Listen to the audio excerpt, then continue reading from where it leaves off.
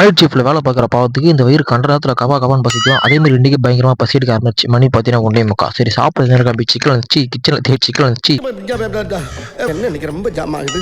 கிச்சன்ல தேடி பார்த்தா சாப்பிட்றதுக்கு தொட்டுக்க ஒன்றும் இல்லை. சைடிஸ் இது பண்ண வயிற்றுல இறங்காது. இது வேலைக்காக நம்ம சைடிஸ் நம்மளே தான் உருவாக்கணும். நம்ம சைடிஸ் நம்ம உரிமை அப்படின்னு சொல்லிட்டு இன்னைக்கு நான் தயாரிச்ச ஒரு அதிசய பொருள் காலிஃப்ளவர் அடைமொழி நீங்களே சேர்த்துக்கோங்க.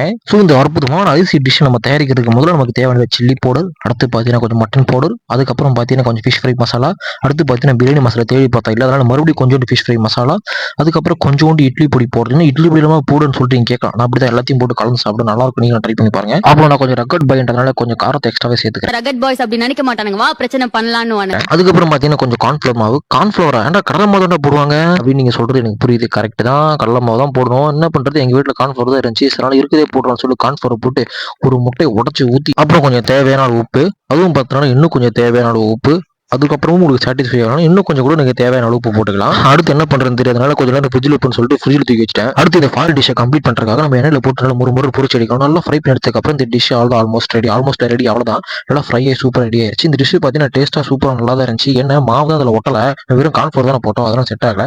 மற்றபடி டேஸ்ட்டாக நல்லா சேர்த்து சாப்பிட நல்லா இருந்துச்சு. நீங்களும் சும்மா இருந்தால் வீட்டில் ட்ரை பண்ணி பாருங்க. நல்லா இல்லை மட்டும் என்னதும் கேட்கக்கூடாது, அவ்வளோதான். உனக்கு பிடிக்கலன்னா காசை வாங்கிட்டு போ, அனாவசியமா பேசி வியாபாரத்தை கெடுக்காத. அப்படியே மறக்காம சேனலுக்கு சப்ஸ்கிரைப் மட்டும் பண்ணிருங்க.